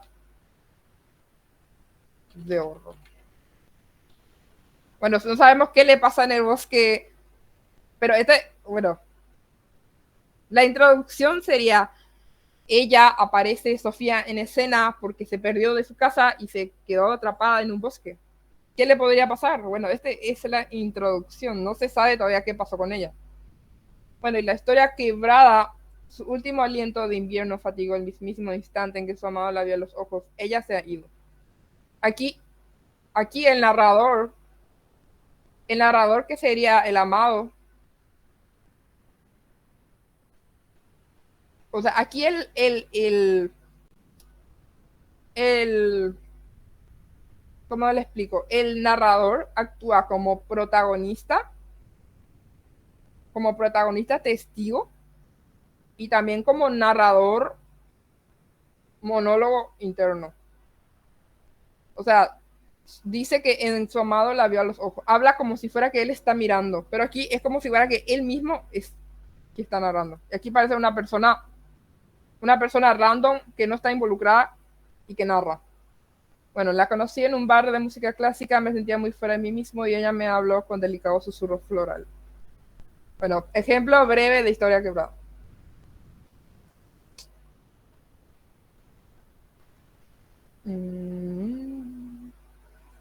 Bueno, lineal ya quebrada. Bueno, la lineal también se llama crónica. Sigue el orden cronológico de los hechos narrados. Y la quebrada puede ser también anacrónica, altera el orden cronológico de los hechos narrados. Y bueno, la retrospección o análisis es cuando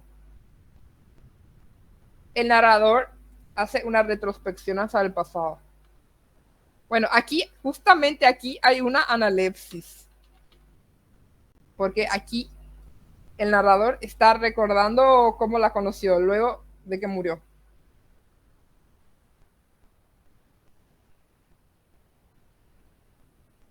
Bueno, el raconto se utiliza mucho en la novela.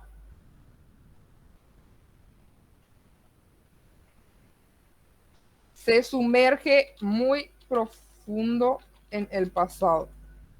O sea, te narra la historia de la tatarabuela, de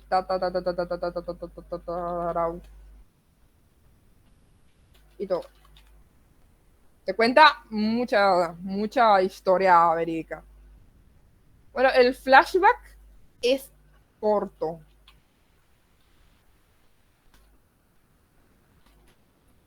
Por ejemplo, recordé mi primer beso. Malos recuerdos. Malísimos recuerdos. Perdón si les desbloqueé un recuerdo incómodo. ¿Por qué me salen los mensajes de WhatsApp? Dios, van a saber toda mi vida. Bueno. Bueno, anticipación o prolepsis. Recuerden, pro significa de encima de... Si pro significa después. Y analepsis viene de anal, viene de histórico. Y historia viene asociada al pasado. Bueno, el narrador alude a hechos ocurridos en el futuro. Bueno, analepsis, prolepsis. Mi casa propia tiene azulejos verdáceos.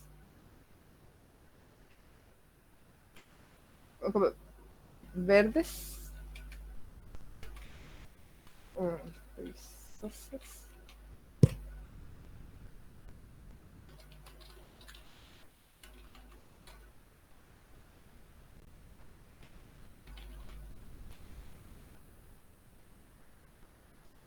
Bueno, yo no tengo casa propia. Pero aquí yo estoy diciendo que sí tengo casa propia, porque me refiero al futuro. Sepa Dios si se cumple. Sepa Dios. Depende de las limosnas que me recibo de mis alumnos. ¿No? Bueno, y ok. Mi casa propia tiene azulejos grisáceos, un comedor espacioso y una tina perfecta para el estrés. Ya. Bueno, la premonición es corta. No, es extensa.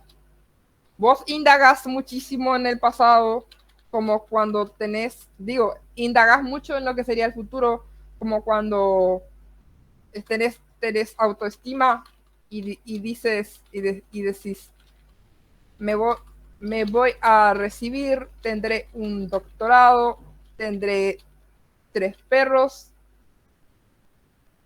2 gatos y un caballo y una cabra. Ok, tendré eso y también me voy a decir que también seré mucho más madura emocionalmente. No pondré ejemplos de animales en el trabajo y tendré estabilidad. Pero saben que aquí yo me estoy extendiendo. Bueno, esto es una premonición. La prolepsis es súper breve. Yo digo, tendré una casa y tal. Ojalá. Porque conseguir casa ahora mismo medio que está difícil. Medio que está difícil, ¿eh?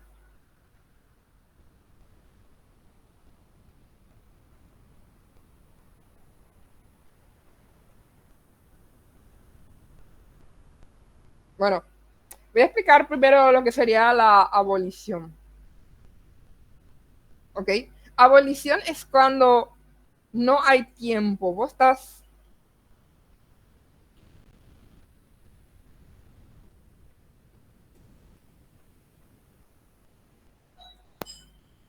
Ok, todo esto es estructura temporal. ¿Ok? Pero la abolición es cuando no existe el tiempo en el relato. Es como esta clase. Literalmente esta clase. No existe el tiempo. Yo estoy narrando, yo estoy narrando, dando ejemplos. No me refiero al pasado ni al futuro y tampoco hago premoniciones. Digo lo que está pasando ahora mismo. Es un constante presente. Ok. Pero ejemplo de aboliciones, esta clase que es presente, aunque ya sean las 9 y falte poco para terminar. Bueno, sigue siendo el presente porque yo en ningún momento les dije, ¿saben qué? Yo, o sea, sí, o sea, estamos estamos en una estructura temporal de abolición. Porque yo en ningún momento, por ejemplo, les dije, en 2 años me voy a recibir, ya voy a ser letrada y ahora sí. Pero sigamos, eso era un ejemplo. Bueno, la elipsis es cuando se omiten secuencias deliberadamente. Bueno, el efecto es un lector involucrado que participa, se sumerge en la acción y completa lo omitido.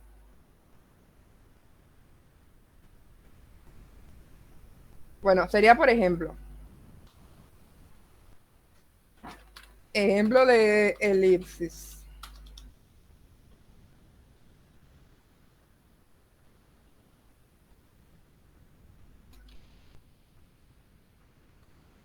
Bueno, Jesús. Bueno, ejemplo de elipsis es agarró la botella y la vació. O sea, se hace una elipsis acá de que, porque se sobreentiende que se sobreentiende que la persona del relato bebió la bebida dentro de la botella. Okay. Se sobreentiende. O sea, ya nos podemos imaginar qué pasó. Bueno, montaje es cuando se superponen los planos espaciales y temporales.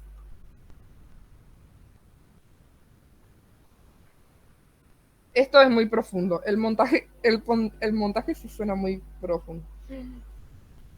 El montaje sí suena muy profundo. Bueno, el montaje es algo complejísimo. Le vamos a pedir, oye, dame ejemplos de estructura temporal de montaje.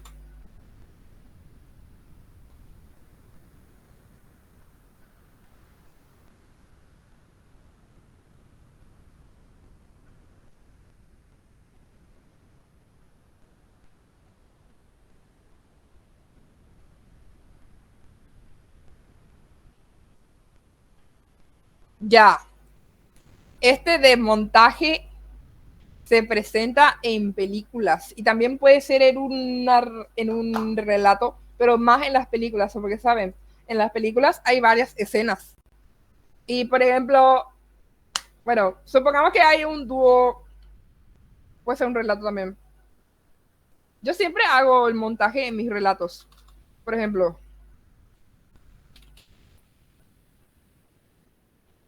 por ejemplo, un dúo de detectives buscan a asesinos diferentes y se narran las aventuras de cada una superponiéndolas. Por ejemplo, Rick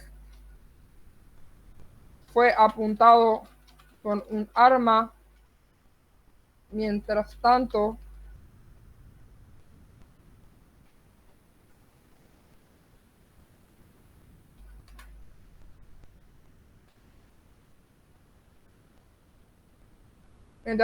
Helen fue.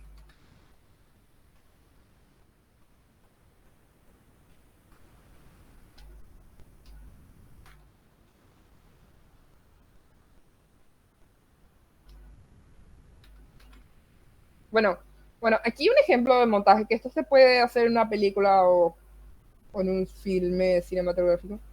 Se narran aventuras. Sí, sí, sí, ese es básicamente el clásico, la cereza del pastel. O sea, ese famoso, literal, el protagonista entrenando y de repente ya está todo musculoso y ya listo, listo para darse unas buenas. Bueno, en ese caso se recurre a un salto temporal. Ahí lo canté que es muy... Bueno, y hay alternancia también. Alternancia y montaje creo que son similares. Se relatan alternadamente hechos que suceden al mismo tiempo. Como dije, mientras tanto, un dúo de detectives, el otro está buscando un ladrón y el otro está buscando un asesino. Ocurren al mismo tiempo, pero se muestran por separado.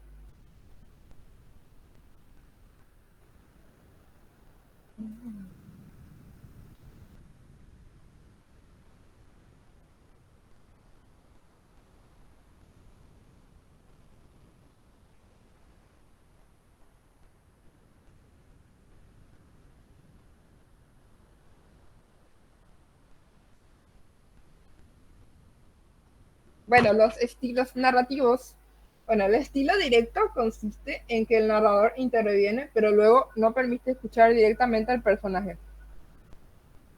Bueno, por ejemplo, Romina dijo, me siento feliz. Este es el de estilo directo. Es como que alguien está por hablar, o sea, alguien habla y yo digo, profe, Susana dijo que no le gusta tu clase.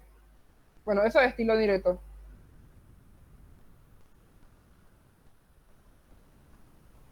Bueno, y el estilo directo libre es una forma narrativa en la que el narrador renuncia a su papel como mediador y no interviene. Por ejemplo, o sea, ahí el narrador no existe, solo deja que fluya. En el narrador directo libre, deja que fluya. Entonces, entonces yo digo, ¿sabes qué? Me gustas. O sea, yo digo eso y no es que el narrador vuelva a decir, Delia dijo que le gustas. Delia dijo que le gusta.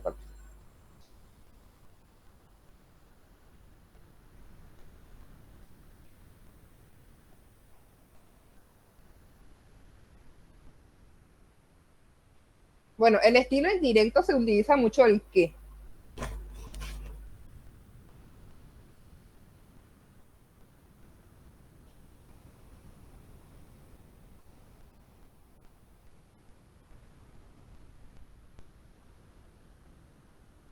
Sí, el estilo indirecto, se usa mucho el qué y se hace como una especie de parafraseo interno donde tú dices exactamente todo lo que pasó como si fueras la otra persona. El sujeto se acercó con timidez a la mujer y le dijo que la había querido y que jamás la dejaría. Sin embargo, ella le respondió que ya era tarde y se utiliza mucho el que, ¿ok? En esto, es como que el narrador hace un resumen de lo que pasó. Y sabes que ella te dijo que, ella dijo que hizo esto y no le perdonó por esto. Y también dijo que no está de acuerdo con esto. Y el estilo indirecto libre, el narrador se mantiene presente, pero habla desde el interior del personaje.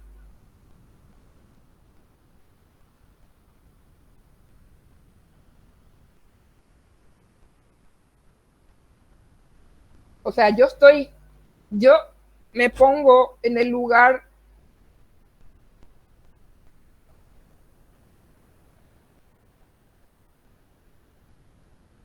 yo me pongo en el lugar de, yo me pongo en el lugar de la persona. Yo me pongo en el lugar de la persona y yo digo las cosas como si yo fuera esa persona. Él se acercó a ella con timidez, sabía que la amaba y que jamás la habría dejado, pero su corazón se desgarró porque ella, al decir es tarde para convencerme, mostraba una decisión inquebrantable. Bueno, tipos de punto de vista del narrador. Narrador omnisciente, que sabe todo. Bueno, omnisciente viene de omni significa todo, siente significa conciencia. Bueno, es total el conocimiento de este narrador. Sabe tus sentimientos, sabe el color de tus calzoncillos, sabe cuántas veces al día te bañas, sabe todo. Tus pensamientos más oscuros también. Dónde enterraste el cadáver y esas cosas. Bueno, narrador observador. Solo cuenta lo que se puede observar. Por ejemplo, yo. Un narrador, por ejemplo, dice, bueno, dice, este es el narrador. Y dice, Delia está dando su clase. Bueno, y eso. O sea, está diciendo solamente hechos que puede ver y escuchar o sentir. No dice, por ejemplo, el narrador omnisciente sería que él diga que Delia está pensando qué es lo que va a decir a continuación. Está un poco nerviosa, está ansiosa, pero las palabras le salen como agua en un florero, no. Como agua en un manantial o en una cascada. Eso. Bueno. Mm, primera persona, protagonista. Bueno, este es el narrador, evidentemente. El protagonista, por ejemplo, yo era una persona solitaria, como el lobo estepario. O sea, yo era una persona solitaria. No. Es como una autobiografía real o ficticia. Y el narrador protagonista es como un monólogo interno. Bueno, el narrador personaje secundario. Bueno, el narrador no soy yo. O sea, yo, por ejemplo, soy un narrador protagonista. Yo cuento mi vida. Yo cuento que por primera vez estoy enseñando y cosas así. Bueno, y narrador testigo sería que